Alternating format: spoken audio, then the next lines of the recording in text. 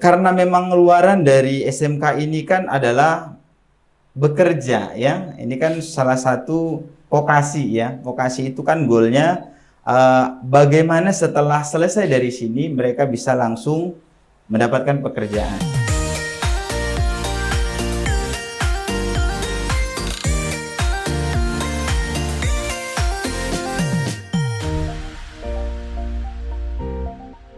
Hai Sobat Stipa, kembali lagi di Stipa Talk Tour yang kali ini akan berkunjung di SMA Dharma Pancasila.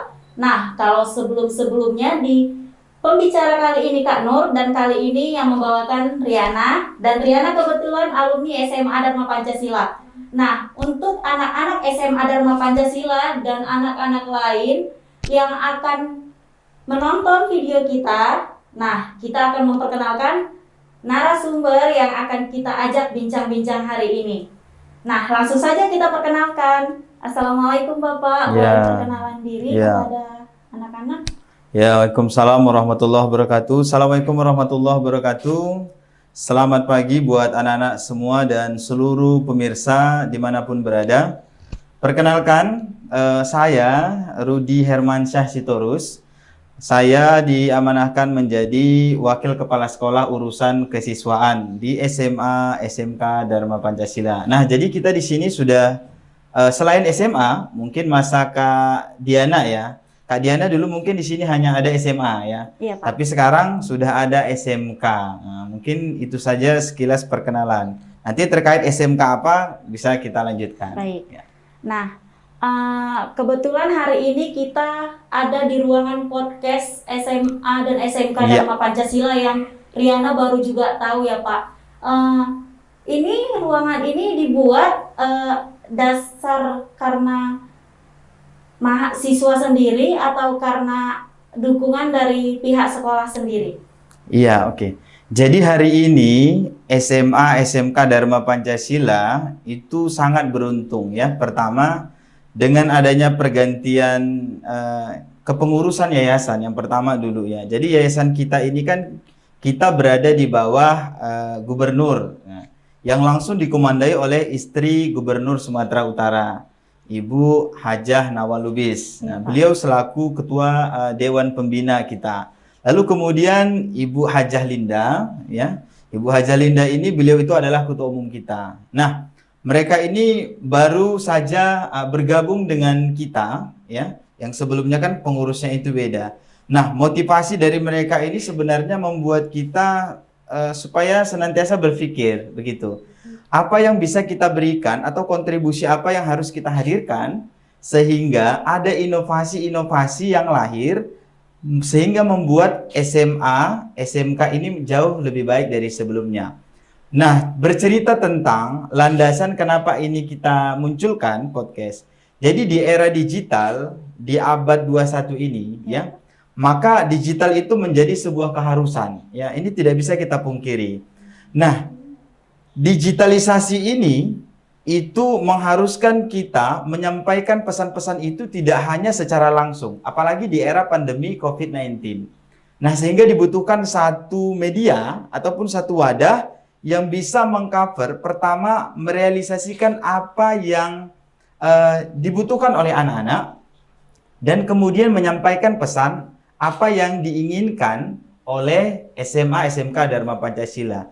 Podcast ini juga mengcover salah satu program SMK yang ada di sini. Kita di sini punya multimedia. Nah, SMK kita itu sebenarnya ada dua yang hari ini ya. Ada tata busana, ada multimedia. Ya, Pak. Secara izin kita itu ada 4 ya, ada 4. Nah, yang pertama ada itu tata busana dengan pasangannya Desain Fashion, kemudian multimedia dengan pasangannya rekayasa perangkat lunak atau biasa kita singkat dengan RPL. Nah, jadi ini bagian dari multimedia sebenarnya. Makanya ketika bagian tim penilai datang terkait dengan SMK, ini bagian dari aset SMK. Nah, begitu dia Kak Diana. Iya. Terus kalau untuk PKL-nya sendiri, apakah di saat pandemi ini juga berjalan atau di stop lebih dahulu, Pak? Iya.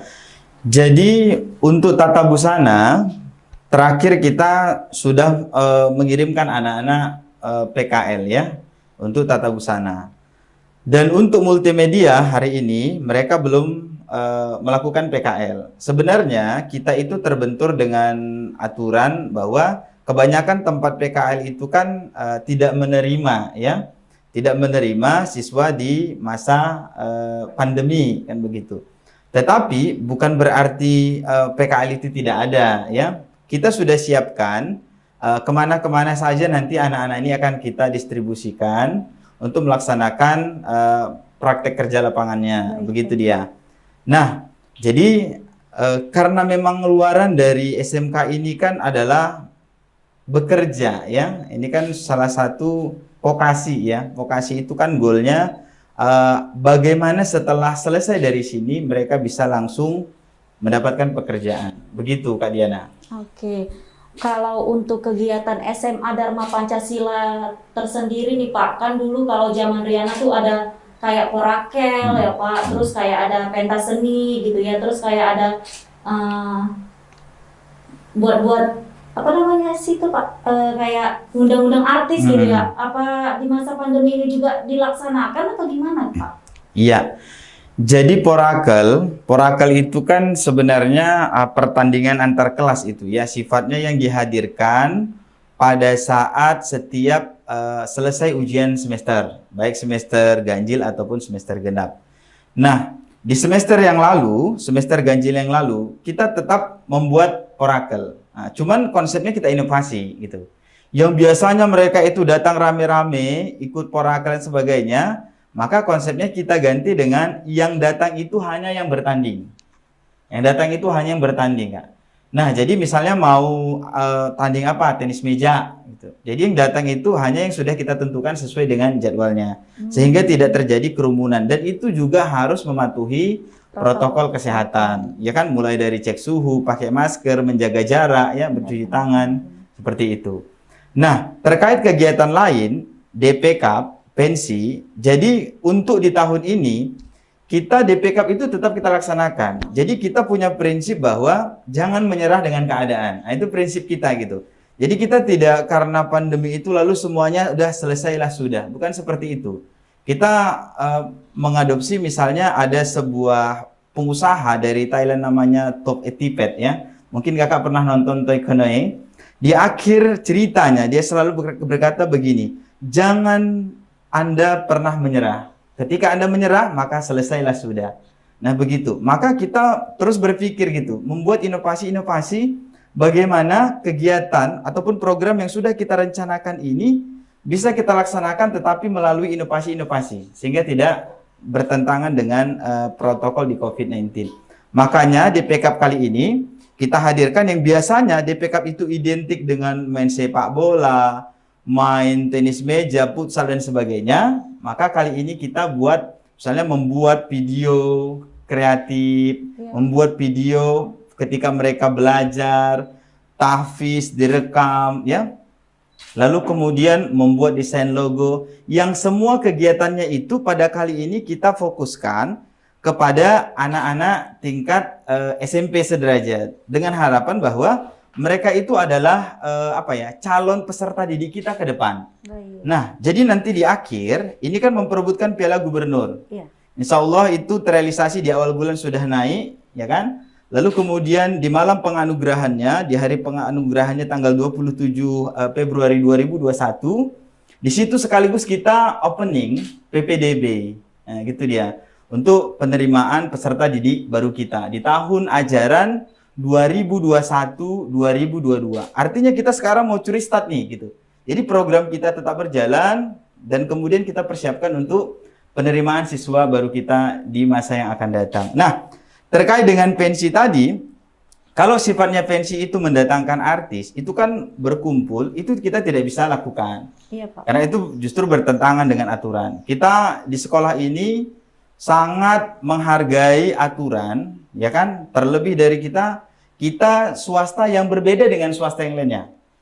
Kenapa? Kita swasta ini kan secara tidak langsung, kalau kita buat dalam analogi sebuah perusahaan, badan usaha, kita ini adalah badan usaha milik daerah. Nah, mirip dengan misalnya Bank Sumut, gitu kan? Tirta Nadi dan sebagainya. Karena kita langsung dikoordinir oleh gubernuran. Gitu dia. Tetapi kegiatan-kegiatan yang lain, jadi DPK dan sebagainya yang bisa tanpa bertentangan dengan protokol kesehatan, kita inovasi tetap kita laksanakan begitu. Baik. Nah, untuk di era pandemi nih Pak, kan semua siswa-siswinya didaringkan gitu kan. Untuk pembelajaran daring itu siswa-siswinya itu berkontribusi secara baik atau tidak Pak? Kepada gurunya tersendiri, kepada kerja kelompok tersendiri begitu. Apakah ada treatment-treatment khusus dari guru-guru SMA Dharma Pancasila yang akan memberikan kepada siswa-siswi supaya tetap untuk ikut daring gitu, seperti sekolah biasanya? Ya, jadi daring itu pasti punya plus dan minus, itu Iya. pasti ya. Jadi apapun ceritanya, tatap muka itu kalau kita bandingkan tingkat kesempurnaannya akan jauh lebih sempurna. Tetapi sekali lagi kita katakan bahwa di SMA SMK Dharma Pancasila ini, kita guru-guru yang ada di sini dan seluruh yang terkait dengan SMA SMK Dharma Pancasila itu tidak kalah dengan keadaan. Nah, hari ini untuk daringnya kita menggunakan platform Google Classroom, ya kan, Zoom. Dan kemudian melalui media ini juga YouTube kita, makanya kemarin waktu pengenalan bagaimana strategi masuk memilih PTN, ya kan? Kita sudah buat di sini gitu. Lalu kita kita masukkan di YouTube kita, ya kan? Sehingga anak-anak ketika bertanya tentang bagaimana Pak memilih jurusan gitu. Nah, di situ mereka udah bisa tonton. Nah, jadi kita tetap rangsang, ya kan? Kita tetap berikan stimulan, ya, menstimulus anak-anak supaya mereka terus aktif. Nah, terus aktif dalam artian ada interaksi antara guru dengan siswa. Ya, makanya di situ kan kita juga agendakan ada Zoom, ya kan? Zoom itu kan supaya kita tahu sebenarnya kondisi siswa itu dia seperti apa, tanya jawab di situ. Dan kita juga guru-guru di sini membuat media-media pembelajaran, begitu. Tetapi kalau kita harus bandingkan kesempurnaan tatap muka dengan ini, ya pastilah berbeda, begitu ya. Benar. Karena pembinaan karakter itu jauh lebih baik ketika tatap muka.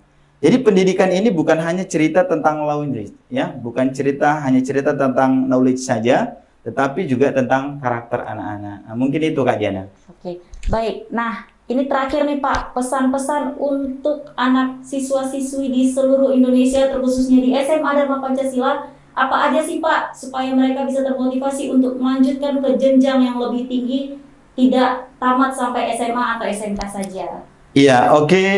Buat anak-anak sekalian, buat seluruh adik-adik dimanapun berada, ya, terkhusus buat anak-anak SMA, SMK Dharma Pancasila yang hari ini berada di kelas 12. Nah, jadi hari ini kalian adalah orang-orang yang beruntung. Kenapa saya katakan seperti itu? Di zamannya saya, di zamannya kita, sekolah dulu, untuk mendapatkan beasiswa, masuk ke perguruan tinggi itu susah. Jangankan untuk masuk dia, kalau misalnya gini, kalau kita dulu kan fokus misalnya negeri, harus seperti itu aja. Kalau sekarang, beasiswa itu jangankan negeri, swasta juga ada. Ya. Nah, kita ambil contoh begini. Dulu zaman saya sekolah, ketika saya mau ambil satu beasiswa, pertama kali kita tidak boleh ikut jalur undangan. Itu dulu. Kalau sekarang kan ada namanya jalur undangan atau yang lebih dikenal dengan SNMPTN. Iya, Pak. Kan begitu. Iya. Dan itu ada kalau akreditasi itu sampai 40%. Ini kan luar biasa. Nah, kalau zaman kita dulu misalnya kampus USU hanya kirim 3 orang terbaik, ya kan? Kampus Unimed misalnya hanya minta dia 2 orang terbaik dan seterusnya. Nah, lalu bagi kita yang tidak mampu misalnya, kita tidak bisa ikuti itu kalau kita mau dapat beasiswa dari awal full, begitu. Nah, dulu zaman saya ada namanya BMU, beasiswa masuk universitas. Nah, lalu itu saya harus coba dulu permohonan ke Jakarta. Setelah permohonan ke Jakarta di ACC, ya kan kita diterima beasiswa 1 tahun dengan catatan. Ini dengan catatan lagi. Catatannya adalah kita harus lulus. Kalau zaman saya namanya SPMB, ya kan, seleksi penerimaan mahasiswa baru. Nah, kalau zaman sekarang itu penerimaan jalur tulisnya itu namanya SBMPTN yang melalui UTBK. Nah, gitu dia ya. Nah, jadi setelah kita masuk ke sana pun kita tidak langsung ini otomatis kita gratis, enggak. Ya, kita harus bayar dulu. Ya, Nah, setelah kita bayar dulu dan itu pun hanya 1 tahun. Saya itu cari sendiri beasiswa. Kalau sekarang ada namanya, kalau bagi yang kurang mampu itu juga ada namanya, kalau dulu bidik misi ya, sebelumnya 2 tahun terakhir ini dia pakai KIP ya, kartu Indonesia Pintar. Nah, sekarang di negeri itu ada, di swasta itu juga ada. Kalau swasta itu nanti di bawah LDKT wilayah 1. Nah, kenapa saya bisa cerita seperti ini? Jadi sebenarnya saya selain dari wakil kepala sekolah urusan kesiswaan, saya sebenarnya juga ketua prodi, Kak. Ketua prodi ya, saya ketua prodi di Akademi Maritim Belawan ya. Jadi dia sekolah-sekolah maritim. Kalau Kak Diana kan kita kan SMK kita gitu ya. Kalau dia apa itu kan Akademi Maritim yang orang-orang yang mau ke laut kan gitu ya. Jadi di sini kan cuma ada 2, itu jarang dia ya.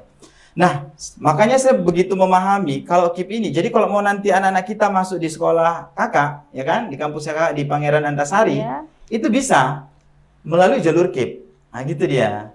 Nah, dia mau masuk misalnya di Unimed, itu bisa. Nah, gitu. Dia mau masuk. Jadi semua itu udah ada kuotanya. Bedanya adalah kalau PTN itu dia langsung dikoordinir oleh Kemendikbud secara langsung. Kalau dia ini biasanya dia lebih dicenderung dikoordinir oleh, kalau kita di Sumatera Utara namanya LLDT wilayah 1. Kalau dulu Kopertis namanya. Nah, begitu. Mungkin itu dia, Kak. Jadi sebenarnya jauh lebih enak dia sekarang ya. Daripada dulu ya, Iya, Pak. jadi. Nah, lalu pesan buat anak-anak sekalian, kita harus yakin bahwa pendidikan itu adalah salah satu cara terbaik untuk memutus rantai kemiskinan. Yakin dan percayalah anak-anak sekalian, kalau kita ikuti pendidikan ini, misalnya kita dari sini masuk ke Pangeran Antasari misalnya, lalu kita lanjut lagi S2 kemana gitu kan, lalu dia S3 dan sebagainya. Yakin dan percayalah anak-anak sekalian, ini adalah salah satu cara mengubah kemiskinan kita. Kenapa? Karena pendidikan itu mengubah paradigma.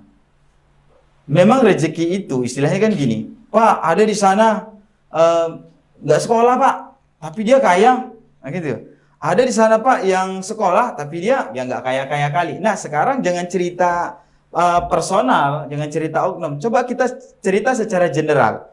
Coba kita ambil datanya. Mana lebih banyak orang yang sekolah itu, ya kan, dengan penghasilan yang tinggi atau orang yang tidak sekolah. Nah, ini kita ambil. Maka sebenarnya pendidikan itu sebagai salah satu cara terbaik memutus rantai kemiskinan. Yang terpenting ya, Pak. Iya, jadi pendidikan itu luar biasa peranannya ya. Oke. Ya. Nah, untuk adik-adik siswa-siswi SMA atau SMK tidak ada lagi kata tidak berpendidikan dan kita harus tetap berpendidikan ke jenjang yang lebih tinggi. Nah, untuk Pak Rudi terima kasih karena sudah menjadi narasumber di Stipa Talk Tour kami, dan ini kami ada memberikan sertifikat tanda bukti terima kasih kami. Oh iya. Pak. Ini kebetulan ketuanya kawan kita juga ya, Iya, bukan ya? Pak. Iya. Jadi ketua STKIP-nya ini adalah kawan saya juga. Kita dulu beliau masih ketika saya Kaprodi, beliau juga masih Kaprodi pada saat Pak. itu ya. Dan kita juga sudah sama-sama di sertifikasi dari kampus yang berbeda ya. Salam buat Miss Kara ya, Miss Kartina. Oke. Semoga